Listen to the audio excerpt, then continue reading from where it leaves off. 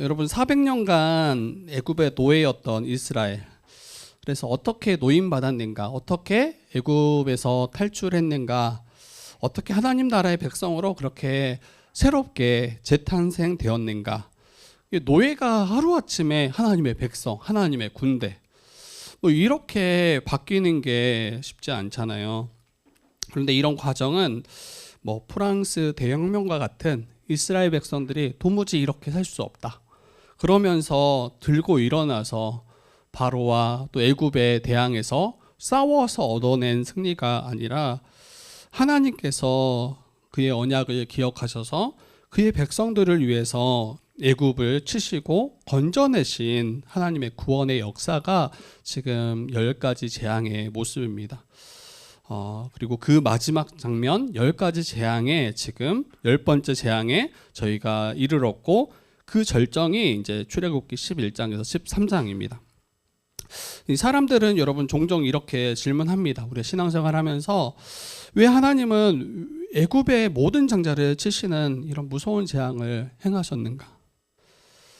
하나님은 단순히 애굽을 괴롭히려는 그런 의도로 혹시나 오해할 수 있죠. 그런데 그런 게 결코 아니죠. 10가지 재앙, 9번째까지 살피면서도 하나님께서는 그들을 괴롭히거나 그들을 멸하시려고 하시는 게 아니라 도리어 이 재앙을 주심이 그들을 돌이키시기 위해서, 그들을 회개케 하시기 위해서 이 10가지 재앙으로 허락하셨음을 우리가 살폈습니다. 그리고 이 10가지 재앙을 통해서도 또 중요하게 알아야 될 것은 하나님이 온 우주를 주관하시는 이 창조주 하나님이시며 역사의 통치자, 또 모든 거짓신들을 무너뜨리시는 참된 하나님, 그가 이스라엘 백성의 하나님이시고 그가 구원하시는 구원자이심을 분명하게 보도록 알게 하도록 이 10가지 재앙을 통해서 계속 자기를 나타내시죠. 그래서 출애굽기 전체는 인간 중심적으로 우리가 인간의 편에서 이걸 이해하려 할 때 여러 가지 부딪힘들이 있어요. 너무나 잔인하고 너무나 무섭고 정말 한 가지 재앙만으로도 정말 기겁하고 고통하고 신음할 수밖에 없는데, 이런 10가지 재앙으로 행하시는 그 하나님을 볼 때 마치 아닌 것처럼, 마치 그 하나님이 정말 우리 사랑하시는 그 사랑의 하나님이 아닌 것처럼 오해하기 쉽죠. 근데 다시 이야기 드리지만 이 말씀을 하나님의 중심으로, 또 언약을 중심으로, 또 구속사를 중심으로 읽어낼 필요가 있어요. 그리고 결국에는 그게 사랑이에요. 우리를 구원하시기 위한 하나님의 사랑의 역사였음을 우리는 고백할 수 있습니다. 출애굽기 11장의 메시지는 여러분 분명해요. 이제 내가 직접 애굽으로 들어가겠다. 이제 내가 직접 애굽으로 들어가겠다. 하나님은 마지막 재앙을 통해서 당신의 백성을 구원하시고 애굽의 모든 그 교만을 철저히 이제 꺾으시며 애굽의 거짓신들을 완전히 무너뜨리시는 그 최종적인 재앙을 허락하실 것입니다. 이 11장을 통해서 정말 이 어둡고 비극적인 이야기처럼 보이지만 사실은 구원의 문을 우리에게 활짝 열어주시는 장이 11장임을 좀 기억했으면 좋겠어요. 그리고 인생을 살 때 여러분 계속 답답할 때가 있어요. 아마 이스라엘 백성들 입장에서 그럴 것 같아요. 아무리 뭔가 기대해도, 또 기다려도, 기도해도 변화되지 않는 것 같은 상황, 그리고 막힌 우리의 문제들, 전혀 움직일 것 같지 않은 현실, 막 이러한 상황들이 계속 마주할 때가 있습니다. 이스라엘 백성들이 그랬을 거예요. 400년간 그렇게 노예로 살았을 뿐 아니라 이 모세와 아론이 등장해서 하나님께서 그들을 건지시겠다라고 이렇게 분명하게 약속하셨지만 여전히 바로의 또 애굽의 그 학대는 더욱더 가혹해져 가고, 또 바로의 마음은 더 완악해져 가는, 그래서 아무것도 변한 것이 없는 것처럼 보였을 것입니다. 하나님이 개입하셔도, 하나님이 일하셔도 아무런 소용이 없는 거구나라고 이렇게 생각하기 쉬웠을 것 같아요. 그런데 오늘 본문은 분명하게 말합니다. 결코 흔들리지 않을 것 같은 그 상황, 근데 그런 상황 가운데 하나님이 친히 개입하시는 순간 이게 한순간에 역전된다라는 것을 보게 됩니다. 하나님이 서서히 오랫동안 일하시기도 하지만 때가 되면 갑자기 역사 속 가운데 개입하시고 이 모든 것을 뒤엎으실 때가 분명히 있음을 오늘 말씀을 통해 보여주시고 계십니다. 그리고 그 순간이 오늘 본문에서는 그 밤입니다. 그 밤. 이래서 3절 말씀 한번 조금 더 자세히 보면 이 하나님의 심판 이전에 여전히 이 은혜가 있었음을 우리는 기억하셨으면 좋겠어요. 한 가지 재앙이 있을 것이다. 한 가지 재앙. 하나님 모세에게 한 가지 재앙이 더 있다라고 말씀하시는데 이 문장만 보면 또 다른 9가지 재앙에 덧붙여서 또 다른 그 재앙이라고 생각할 수 있어요. 그러니까 또 그 재앙 다음에 또 다른 재앙이 있고 이렇게 혹시 오해할 수 있는데 이제 1절을 전체를 읽어보면 그 한 가지 재앙은 이제 마지막 재앙이에요. 그리고 하나님의 그 구원, 이스라엘 백성들을 구원하시기로 한 그 구원의 과정의 마지막 단계입니다. 그래서 여러분 하나님은 심판을 단번에 행하시지 않으세요.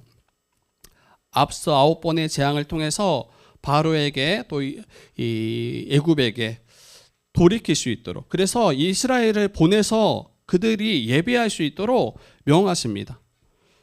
그리고 바로에게 회개의 기회를 주십니다. 근데 문제는 바로가 계속 마음을 굳게 하는 거죠. 그리고 돌이키지 않는 거죠.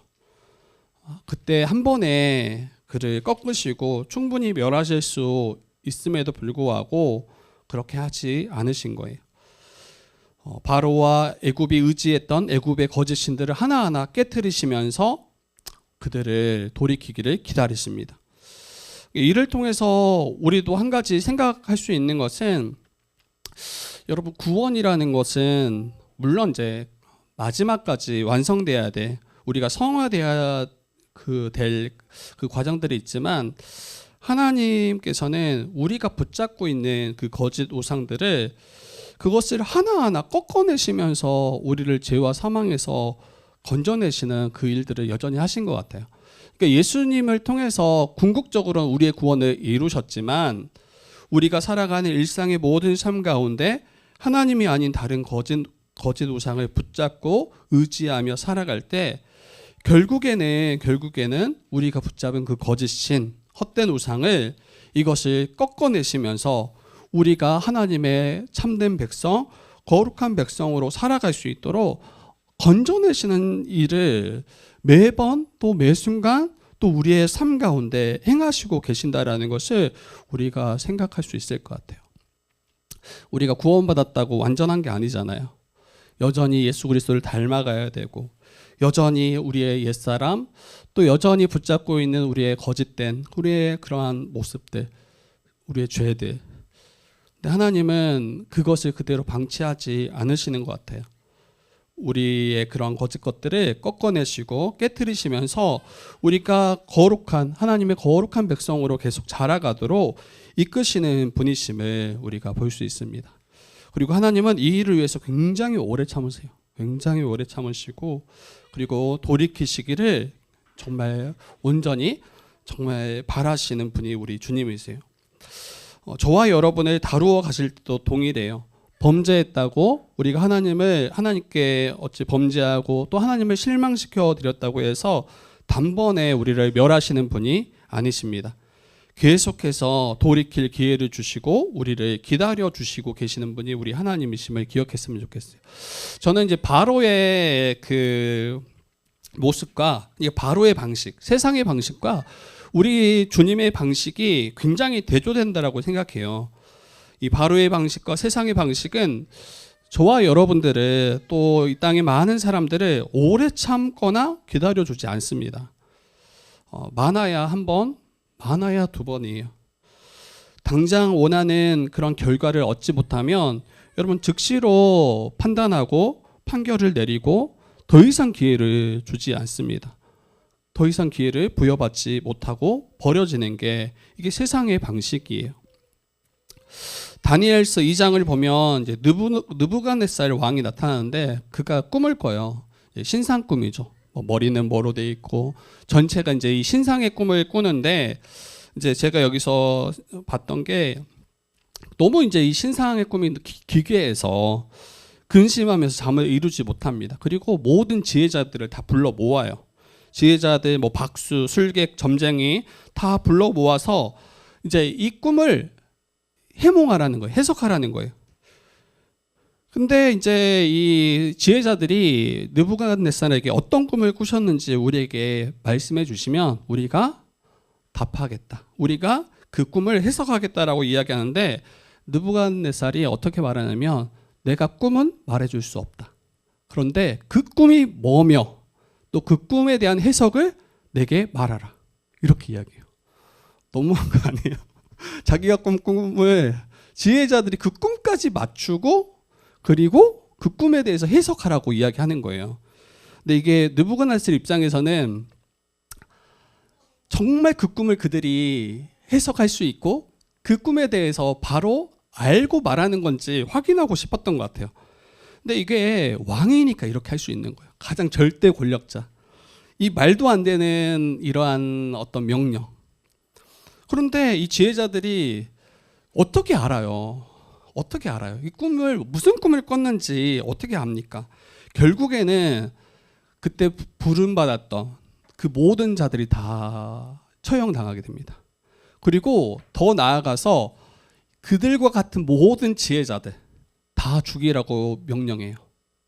그리고 다니엘도 그 리스트, 그 목록에 지금 올라 있었던 상태였습니다.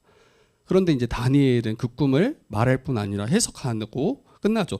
제가 말하고 싶은 것은 여러분 절대 권력자들은 오래 기다려주지 않아요. 자신이 원하는 것을 바로 얻을 수 있어야 돼요. 오래 참지 않고 때로는 매우 잔인하게 이런 일을 행하는 것을 쉽게 봅니다. 그런데 우리 하나님은 어떤 분이시냐면 왕 중에 왕이세요. 가장 큰 권세를 가지신 분이세요. 그래서 본인이 원하신다면 언제든지 모든 것을 취하실 수 있는 분이 우리 하나님이시잖아요. 근데 그 하나님께서 우리를 향해서 그렇게 너무나 분명하고 딱 그래 즉시로 모든 것을 다 우리에게 요구하시고 얻는 것을 바라시는 게 아니라 그 하나님께서는 저와 여러분을 오래 참으십니다. 여러 번 기회를 주시고 그가 돌이키기를 바라십니다. 그래서 이게 참 은혜예요. 그 하나님을 그래서 찬양하지 않을 수 없어요. 저에게도 이 단임 목회의 기회를 주신 게 얼마나 큰 은혜인지. 그리고 우리 각 사람이 또 우리 각자의 자리에서 부름받아서 이렇게 귀한 사명을 맡겨주심이 얼마나 큰 은혜인지. 여러분 작은 일처럼 보일 수 있어요. 교회에서의 우리의 일들, 또 여러분의 세상에서 여러분의 그 일들. 그런데 이것도 어찌 보면 너무나 큰 은혜예요. 하나님께서 또 기회를 주시고 감당케 하시고 또 서로를 향해서 오래 참게 하시고 우리가 성숙함으로 자라가도록 계속해서 기다리시는 이게 바로 하나님의 방식입니다. 세상의 방식은 즉시로 뭔가를 얻어내려고 하고 그것을 얻지 못할 때 잔인하게 대한다면 하나님께서는 기다림과 때로는 경고와 은혜의 방식으로 우리를 다루어 가신다라는 게 너무나 큰 감사요 은혜이지 않을 수 없는 거죠. 두 번째로는 여러분 은금 패물을 애굽으로부터 얻어 나오게 하십니다. 오늘 3절 말씀 보니까 2절 말씀 보니까 각기 이웃들에게 은금 패물을 구하게 하라 하십니다. 근데 여기서 각기 이웃들은 애굽 사람들이죠. 애굽 사람들. 자신을 종으로 부렸던 사람들. 그들로부터 은금 패물을 구하라. 그러면 그들이 다 줄 것이다라고 이야기하시는 거예요. 은과 금 패물을 얻어서 나오게 하십니다. 이것이 의미하는 바가 무엇인지 한번 생각해 보면 이제 첫 번째로는 이제 공의의 회복이에요. 공의의 회복. 하나님의 구원은 단지 애굽에서 건져내시는 것만이 아니에요. 애굽 사람들로부터 얻게 된 이 은금과 패물은 이스라엘 백성들이 430년간 노예로 착취당했던 그 노동에 대한 정당한 대가입니다. 애굽은 이스라엘 백성들을 노예로 부리면서 그 모든 것을 당연한 것으로 치부하고 그들을 부렸죠. 그리고 이스라엘 백성들을 학대하고 착취했습니다. 노예된 이스라엘은 도무지 그에 합당한 보상을 얻거나 그에 합당한 이 뭔가를 기대하는 게 굉장히 어려운 상태인 거예요. 만약에 억울하다, 어떻게 우리를 학대하고 이렇게 우리에게 가혹하게 대하는가, 뭐 정신적 보상, 물질적 보상을 내놓아라. 만약에 이스라엘이 그렇게 들고 일어났더라면 더 큰 학대로, 더 큰 박해로 돌아올 것이 분명합니다. 그런데 하나님께서는 애굽에서 나올 때 애굽 사람들로부터 금과 은 폐물을 다 얻어 나오게 하셨다라는 거예요. 우리나라의 가장 뼈아픈 부분이 거의 비슷한 부분이 있죠. 일본이 우리나라를 침략해서 식민 통치를 하였고, 그때 약탈했던 엄청난 물질적인 피해들, 또 수많은 사람들을 생명을 해했던 그 모든 피해들, 그리고 젊은 남성들 전쟁터로 끌려가고 젊은 여성들은 또 위안부에 끌려갔던 그런 너무 끔찍했던 그 일들, 이게 뭐 80년 전, 뭐 90년 전 일인 거예요. 아주 먼 과거가 아니죠. 비록 광복을 했고 또 2025년도가 광복 80주년이었습니다. 그런데 제대로 된 사과나 제대로 된 피해가 여전히 유명무실한 상태가 저희 나라의 지금 실정이죠. 이게 얼마나 어려운 건지 이걸 보면 알 수 있는 것 같아요. 그런데 하나님께서는 이스라엘을 건져내실 때 애굽으로부터 모든 금과 은 폐물을 얻어 나오게 하셔서 그 모든 것을 보상케 하시고, 또 하나님이 얼마나 공의로우신 분이신가를 이 일을 통해서 우리에게 보여주신다라는 것을 알 수 있습니다. 저와 여러분도 마찬가지, 하나님이 우리를 죄와 사망에서 건지실 때 우리가 혹 착취당하고 우리가 혹 얻지 못했던 믿음으로 말미암아 우리가 주님을 따름으로 말미암아 혹 우리가 포기했던 그 모든 것들, 분명히 하나님께서 마지막 날에 그 모든 것을 다 채우실 거예요. 그리고 더 채우실 거라고 저는 믿습니다. 그래서 여러분 너무 어려워하지 마세요. 혹시나 믿음 때문에 내가 손해본 게 있다라고 여긴다라면 주님은 정말 기억하시고 그 모든 것을 다 대갚아 주시는 분이 우리 하나님이십니다. 이러면 조금 손해봐도 돼요. 조금 많이 손해봐도 돼요. 근데 이게 잘 안 되더라고요. 저희도 해보니까 여러 가지 우리 교회로 살아갈 때 잘 손해보기 정말 힘들어 하더라고요. 저도 그래요. 그런데 좀 믿음이 필요한 것 같아요. 이 땅에서 조금 손해봐도 된다. 조금 많이 손해봐도 된다. 그때 우리가 하나님이 얼마나 신실하시고 또 하나님이 이것들을 어떻게 우리에게 갚아주시는지를 경험할 수 있는 그 자리가 되지 않을까라는 생각이 듭니다. 그리고 여러분, 첫 번째로는 이 은과 금을, 그 폐물을 얻어 나오게 하신 것이 공의의 회복이었더라면, 두 번째는 이 하나님을 예배할 그 성막을 이 제작하는 그 재원의 마련이 여기에 있습니다. 하나님께서 이스라엘을 애굽에서 건져내시면 하나님의 백성 삼고, 또 하나님의 백성된 이스라엘 백성을 통해서 하나님을 예배하도록 그들을 구원하신 거잖아요.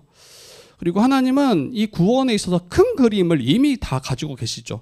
그리고 이 광야 가운데 성막을 제작해서 그 가운데 하나님이 거하시고 그 가운데서 하나님을 예배하도록 하나님이 디자인하셨습니다.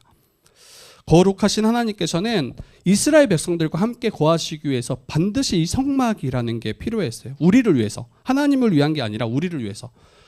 죄인된 우리와 이스라엘과 거룩하신 하나님이 함께 한 자리에 거할 수 없죠. 그래서 성막을 만드셔서 거룩한 집이죠. 장막을 만드시고 그 안에 지성소를 두셔서 그 안에 좌정하시고 그의 백성들과 함께 거하시겠다라고 약속하셨습니다. 그리고 성막을 통해서 하나님을 예배하는 굉장히 중요한 처소죠. 그래서 거기에 제사를 드려서 하나님을 예배할 뿐 아니라 이스라엘의 모든 죄들을 사함받는 그 통로가 바로 성막이었습니다. 근데 이 성막을 제작하기 위해서는 굉장히 많은 것들이 필요하죠. 금도, 은도, 뭐 놋도 수많은 것들이 필요한데 이 출애굽기 38장에 가보면 이 성소를 건축할 때 비용이 다 자세하게 나옵니다. 아주 뭐 자세한지는 모르겠지만 금이 이제 성소 세겔로 29달란트 그리고 30세겔 29달란트 30세겔이 금이 필요하고 이 은은 이제 100달란트 1775세겔 놋은 70달란트 2400세겔이 들어갔다라고 해요. 이 29달란트의 30세겔이 이거를 이제 무게로 환산하면 1톤이고 그리고 은은 3.4톤, 놋이 2.4톤이 들어갔다고 합니다. 이거를 오늘날 경제로 다시 환산해 보면 1조 몇백억이래요. 1조 몇백억. 그 성소 하나 제작하는데 우린 성막이라고 하니까 그냥 뭐 청막 이렇게 치고 예배 드렸나 보다 생각할 수 있지만 그 성막 안에서 사용할 모든 기구들을 제작하고 성막을 제작하는데 여러분 오늘날로 환산하면 1조가 넘는 재정이 들어간 거예요. 정말 오늘날 이렇게 이제 아마 건축했으면 진짜 엄청난 질타를 받았을 텐데 물론 다릅니다. 이스라엘 모든 민족이 함께 예배하고 거기에서 하나님이 거하시고 그런 곳이라 그래서 굉장한 그런 가치로 이 성소를 이 성막을 제작했는데 이거를 여러분 다 지을 수 있도록 제작할 수 있도록 하나님께서 애굽을 나올 때 애굽 사람들로부터 다 얻어 나오게 하셨다라는 거예요. 그래서 하나님이 그들 가운데 함께 하시고 예배하도록 허락하셨음을 우리는 보게 됩니다. 여러분 왜 애굽 사람들이 그토록 순수히 금과 은과 폐물을 다 내어줬을까 생각해 보면 모세와 아론을 통해서 행하셨던 그 9가지 재앙을 모든 애굽의 그 모든 사람들이 직접 보았기 때문이에요. 직접 그 재앙 가운데 신음했기 때문이에요. 이 재앙을 경험했던 애굽 사람들은 또 바로의 신하들은 모세를 볼 때 아주 위대한 자로 여겼습니다. 그게 오늘 말씀에 보이죠. 3절에 보니까 모세는 애굽 땅에 있는 바로의 신하와 백성의 눈에 아주 위대하게 보였더라. 그래서 하나님께서는 이 재앙을 통해서 이스라엘을 건져내실 뿐 아니라 이것을 통해서 애굽의 모든 사람들이 모세와 또 이스라엘 백성들을 아주 위대하게 바라볼 수 있도록 그들을 여길 수 있도록 존귀하게 여길 수 있도록 그들을 행하셨다라고 말씀은 이야기하는 거예요. 이처럼 하나님은 심판을 행하실 때 대적을 꺾으실 뿐 아니라 하나님의 언약 백성 된 그들을 존귀하게 여기는 그 일을 심판을 통해서 행하십니다. 그리고 마지막 주님 다시 오실 그 심판할 때에 우리도 동일하게 그렇게 높이실 거라는 것을 기대할 수 있겠죠. 마지막 때 심판을 통해서 모든 악한 세력들, 모든 사단의 대적들을 다 꺾으실 뿐 아니라 우리를 굉장히 존귀하고 높이시는 일이 될 것입니다. 그래서 여러분 심판을 너무 두려워하지 마세요. 심판은 하나님의 언약 백성들을 향한 것이 아니라 그들을 구원하실 뿐 아니라 그들을 존귀하게 높이시는 통로가 하나님의 심판이기도 합니다. 심판과 구원은 양면이다. 심판 없는 구원이 없어요. 그리고 이 구원을 할 때 반드시 심판이 앞에 나오게 됩니다. 그리고 여러분 하나님의 심판을 통해서 이 구원을 이제 경계를 나타나시는데 이미 앞서서 우리가 쭉 살폈던 거예요. 하나님은 이스라엘 백성들을 구별하신다라는 거예요. 고센 땅을 구별하셔서 재앙이 그 고센 땅에 임하지 않도록 이 죽음이 이스라엘 백성들에게 지나가지 않도록 하나님이 구별하십니다. 4절 보니까 이렇게 이야기하는데 우리 한번 4절 같이 한번 읽어볼까요? 여러분 한번 4절을 한번 같이 읽어주시면 감사하겠습니다. 시작.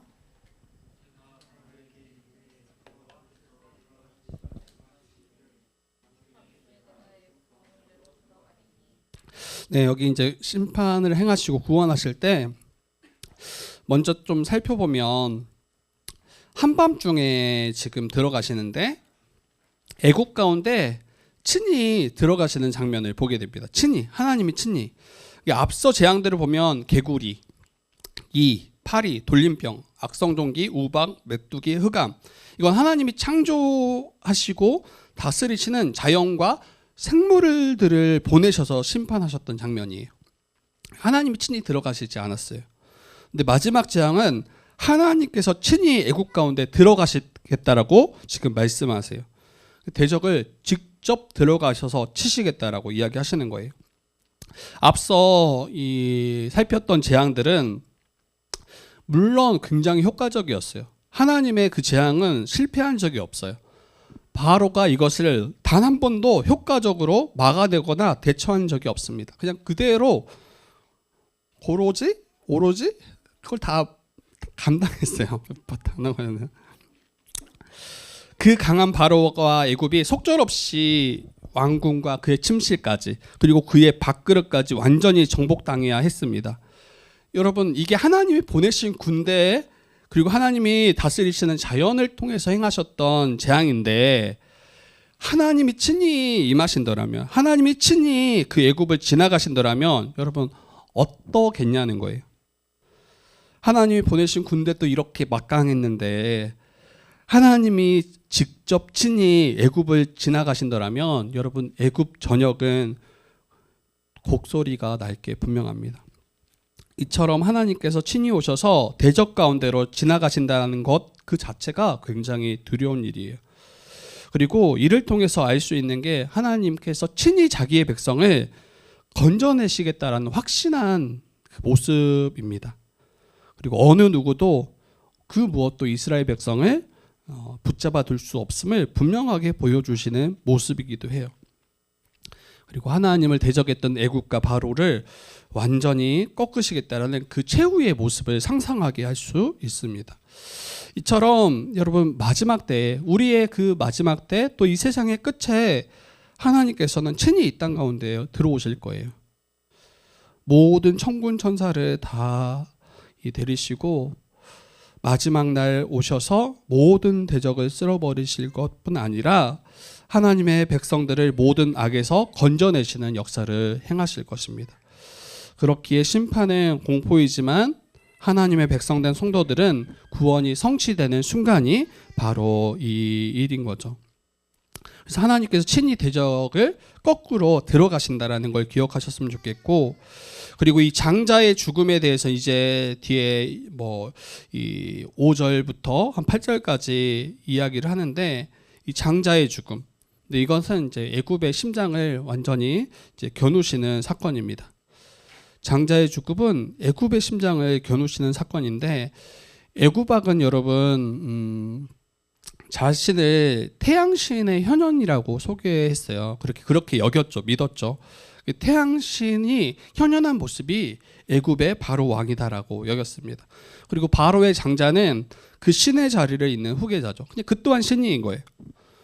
그래서 애굽 사람들은 이제 이 바로와 바로의 아들들을 이제 신과 같이 여기며 그를 숭배했죠. 그리고 이스라엘 백성들도 그러한 이 우상 숭배에, 왕을 향한 그 우상 숭배에 함께 가담했을 가능성이 큽니다. 그런데 하나님께서 그 바로의 장자를 치시겠다라고 말씀하세요. 그리고 아들은 오늘날도 비슷하겠지만 자기의 자녀, 자기의 아들, 여러분 자신의 분신이에요. 자기와 같이 여기는 존재인데, 아들이 죽음을 당했더라면 여러분 바로가 죽임당한 것과 다르지 않습니다. 그리고 한평생 자녀를 잃어버린 부모들의 그 삶을 보면 너무나 고통스러워요. 늘 그리워하고 늘 그렇게 애달프게 살아가는 모습, 그게 어찌 보면 약간 지옥과 같은 그런 모습이지 않을까 싶어요. 그리고 여러분 이 초태생, 그러니까 장자는 여러분 모든 것의 대표예요. 그러니까 여러 형제들이 있을 때 장자는 그 가정의 대표입니다. 대표. 만약 이 장자가 죽었고 무너진다면 그 집이 무너진 것과 다르지 않아요. 오늘날에는 이런 것들이 많이 약하지만 예전 때만 해도, 우리나라만 해도 장자하면 굉장히 크게 여겼어요. 그래서 다른 사람은 다 실패하더라도 장자 한 명 성공하면 그 가정은 성공했다라고 여겼고, 그리고 이 애굽 시대만 해도 더 이게 강했을 거예요. 그래서 애굽의 장자가 죽었다라는 것은 한 가정이 무너진 것과 다르지 않습니다. 그런데 애굽에 속한 모든 장자들, 그리고 짐승의 초태생까지, 애굽의 종된 자들의 장자들까지 다 죽이시겠다라고 이렇게 선언하신 거예요. 여러분, 이를 통해서 우리가 볼 수 있는 게, 우리 모두가 본래 그 장자와 같은 존재였구나라는 생각이 들어요. 예수님을 떠나서, 하나님을 떠나서 죄와 사망 가운데 거해서 모두 다 죽을 수밖에 없는 존재였잖아요. 근데 그 죄와 사망이 우리를 여전히 지나가고 있고, 근데 그 죄와 사망에서 우리를 건지시기 위해서 하나님께서는 우리가 믿고 의지했던 그 모든 거짓 우상들을 하나씩 깨뜨리시고 마지막에는 뿌리채 뽑아내기를 원하심을, 이게 이 10번째 재앙과 10가지 재앙을 통해서 우리가 보게 되는 거예요. 애굽의 종교, 정치, 군사, 경제 모든 체계를 무너뜨리심으로 이스라엘 백성들로 하여금 하나님만이 참된 신이심을, 우리가 믿고 의지하고 예배해야 할 대상이심을 분명하게 보여주신 사건인 것입니다. 그래서 다시 똑같은 적용이 되겠는데요. 여러분, 우리도 마찬가지예요. 우리의 죄성, 우리의 우상, 나의 의, 종교적 교만, 이거를 방치하지 말으셔야 돼요. 우리를 구원하시기로 하나님께서 작정하셨더라면 필연적으로 우리의 죄된 우상의 자리들을 분명히 꺾어 가실 거예요. 그래서 하나님만을 바라보도록, 의지하도록 우리를 이끄실 것입니다. 왜 장자만 치셨을까? 다시 말씀드리지만 대표성을 가진다. 그래서 모든 장자들이 죽었다라는 것은 그 장자 아래 속한 모든 자들이 죽은 것과 다르지 않습니다. 죄인된 우리 모두가 이 죽음의 심판에 서 있고 마주하고 있음을 보여주는 거예요. 아담 한 사람이 무너졌을 때 모두가 죄인 되었다라고 이야기하잖아요. 동일한 거예요. 어찌 보면 아담이 우리에게 장자로서 서 있는 거죠. 그리고 그가 넘어졌을 때 우리 모두가 죄 아래 고하고 하나님의 심판에 마주했던 것처럼 우리는 이 죽음의 심판에 마주할 수밖에 없는 그런 죄인이었음을 성경은 말합니다. 그런데 그 죽음의 심판을 피한 자들이 있어요. 그 하나님의 마지막 10번째 재앙을 피한 자들, 그 심판을 피한 자들이 있는데 그게 바로 이스라엘 백성들입니다. 그 죽음을 피한 이유는 여러분, 그들이 무죄하거나 그들이 애굽 사람들보다 더 탁월하고 잘났거나 그들이 괜찮아서 하나님이 구원하신 게 아니죠. 그들 또한 본래 죄인들이에요. 그래서 하나님이 그 애굽을 지나가실 때 그들 또한 지나가십니다. 그러면 다 죽을 수밖에 없는 거죠. 근데 친히 하나님이 그들을 구별하시겠다라고 약속하셨어요. 이스라엘이 구원받으면 하나님께서 그들을 택하시고 구원하시고자 작정하셨기 때문입니다. 그리고 아브라함과 맺으셨던 그 언약을 기억하심으로 말미암아, 그 은혜로 말미암아 신실하게 그의 백성들을 위해서 구원하셨기 때문입니다. 그래서 저와 여러분의 어떠함 때문에 우리가 이 자리에 있는 게 결코 아닙니다. 우리가 잘나서 탁월해서 하나님이 우리를 택하셔서 정의 부대로 부르신 게 아니라, 그의 나라에 속한 자녀로 부르신 게 아니라 정말 은혜로, 그럴 자격 없음에도 불구하고 따로 구별하셔서 우리를 하나님께 이끄시는 거죠. 그리고 이 한 절만 더 살피고 이제 정리를 할 텐데요. 여러분, 뒤에 보면 개도 짓지 아니할 거다라고 이야기해요. 개도 짓지 아니할 거다. 6절 7절인데요. 우리 6절 7절 한번 같이 읽어볼까요? 6절 7절입니다. 같이 읽어보겠습니다. 시작.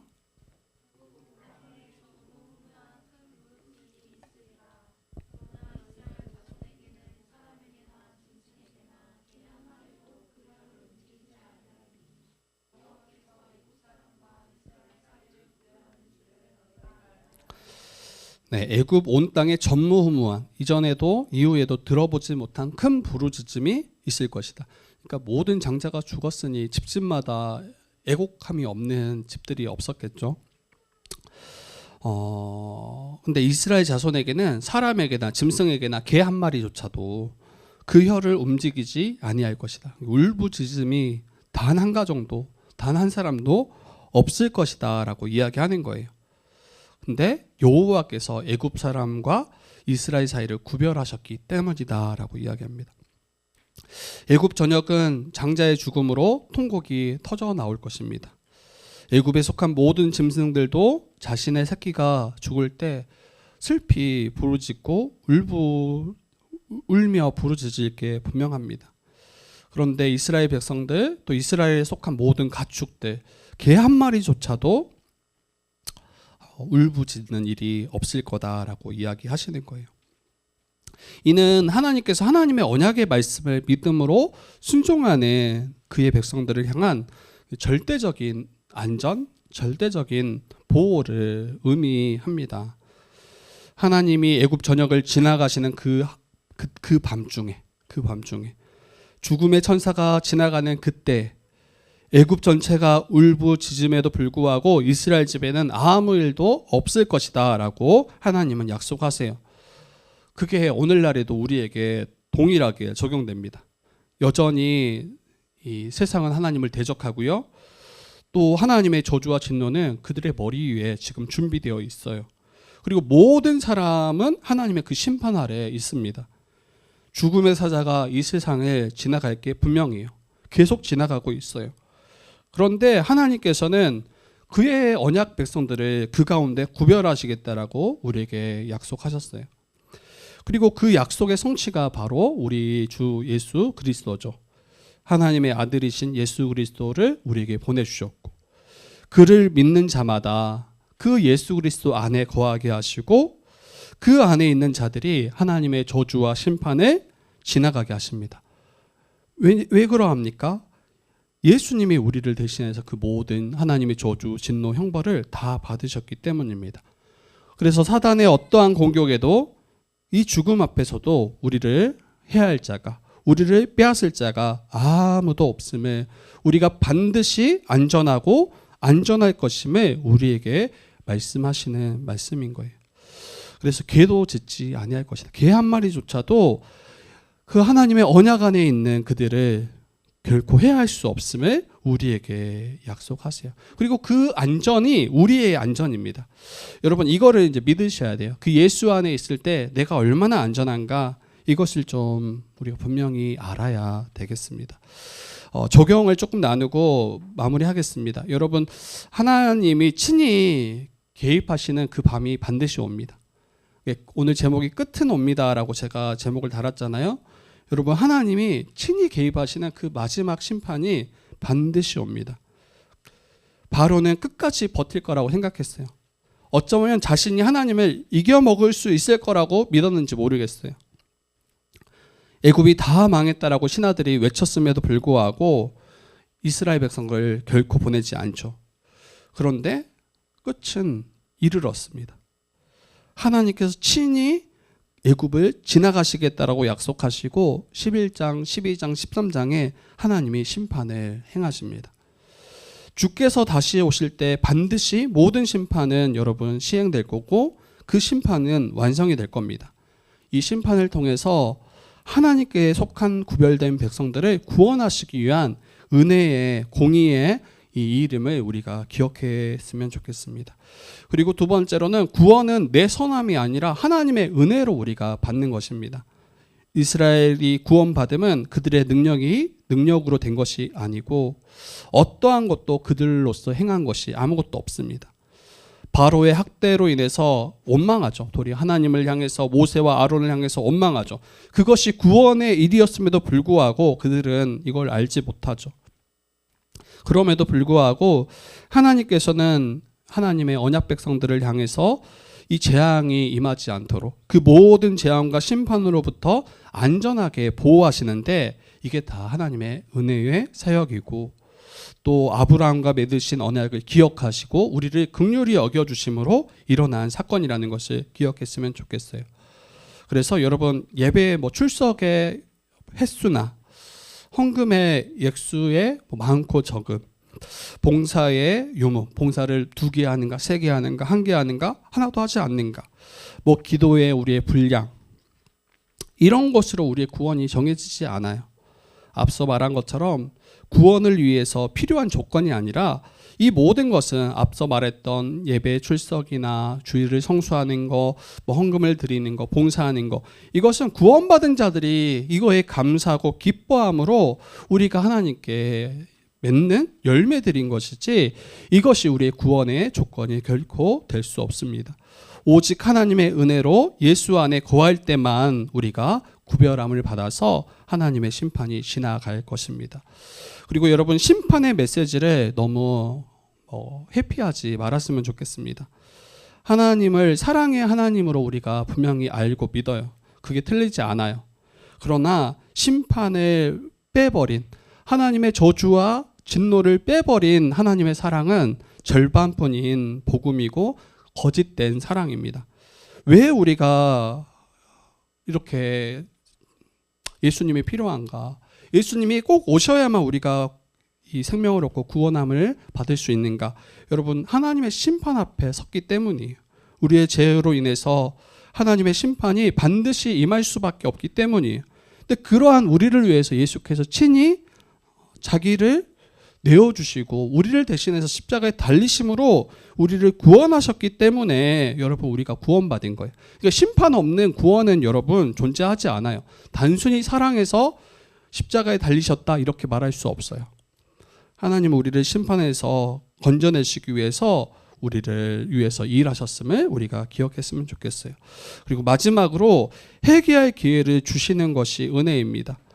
9번의 기회가 바로에게 있었어요. 그리고 10번째 하나님께서 그때도 아마 기다리셨을 거예요. 근데 마지막 그 10번째 하나님이 친히 애굽을 지나가시잖아요.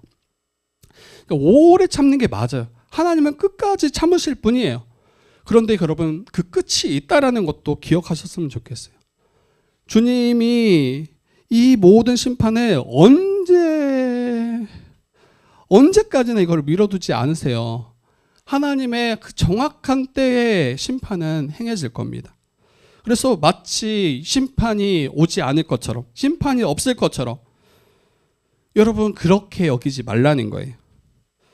우리에게 지금 기회가 있는 거예요. 우리 각 사람이 개인의 종말을 맞이하기 전까지, 그리고 예수께서 마지막 때에 다시 오시기 전까지 여러분, 우리에게 기회가 있습니다. 그 기회가 무한하게 우리에게 주어진 것처럼 여기지 마시고 정말 반드시 끝이 온다라는 것을 기억하셔서 우리의 완악함, 내 안의 우상들, 내 삶의 타협, 우리의 중심을 무엇이 우리의 가운데 서 있는지, 우리의 숨겨진 교만, 옛사람을 깨뜨리시고 돌이키셔서 이 심판의 밤을 피하는 저와 여러분들 되기를 주님의 이름으로 부탁드립니다.